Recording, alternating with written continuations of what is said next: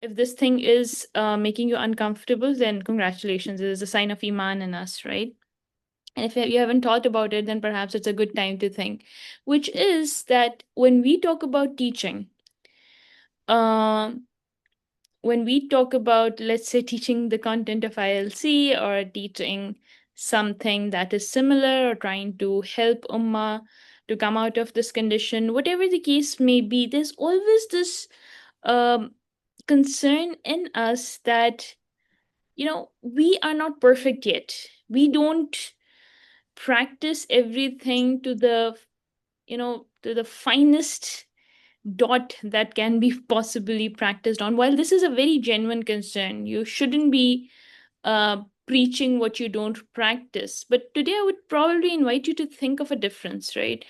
Think of it differently in a way that um, those of us who would want to teach, but we hesitate, or we don't teach at all because we are thinking that we are not perfect yet, or we stop learning because sometimes we think that our teachers are not perfect yet.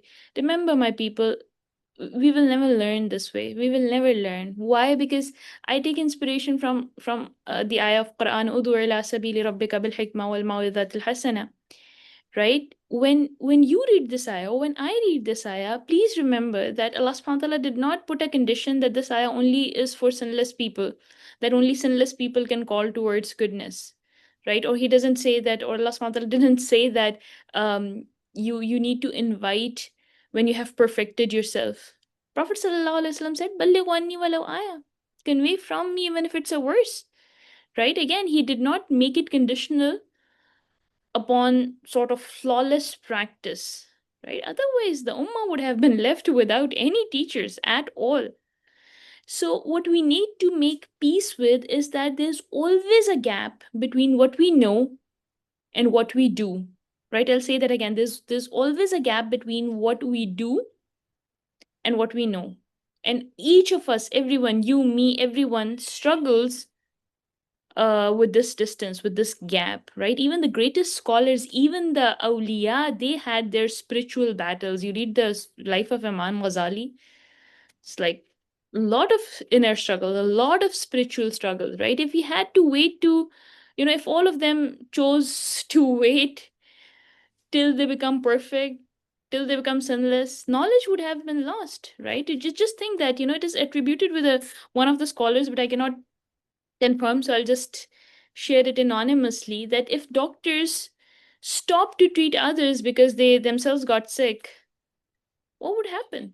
If an oncologist of a cancer specialist, he stops treating people because he develops cancer at a certain stage, what would happen? People will be destroyed. And if a scholar stops teaching because of their own shortcomings, uh, again, there'll be no knowledge.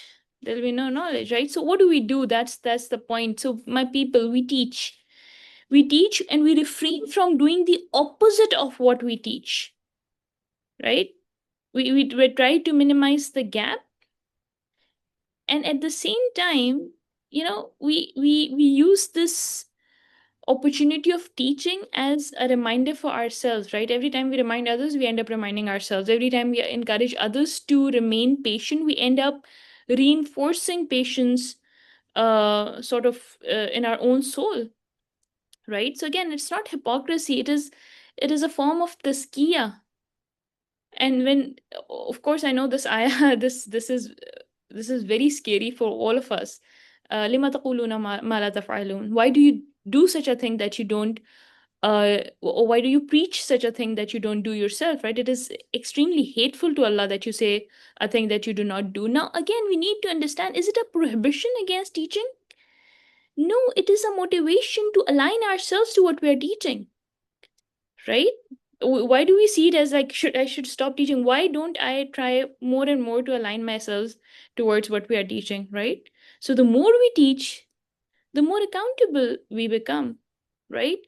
And rather than choosing not to go ahead, not to teach, not we should strive to close the gap. We should strive to minimize the gap, if you will. And then it's shaitan's deception when you say, you're a hypocrite if you speak, or I hope that the teaching that we are doing, it becomes a catalyst for our own growth. Companions taught while they were still learning. Salaf preached while they were still struggling, they were still repenting. So remember, all of us are a student and all of us are a guide at the same time, right? So again, teach what you know and let your teaching be a push for your own self, to encourage you to practice what you're still struggling with. Again, a lot of us, we struggle with we sleep after fajr. Khalas, it's not that we intentionally sleep after fajr and ask everyone else to stay awake to look cool or to impress people. It's just again a struggle that we are indulging in ourselves, right? And most importantly, my people, the ummah needs you. People around needs. How many of us are doing this kind of work? So people are not looking for perfect voices. They are looking primarily for a sincere voice, a voice that is humble, that has humility in it.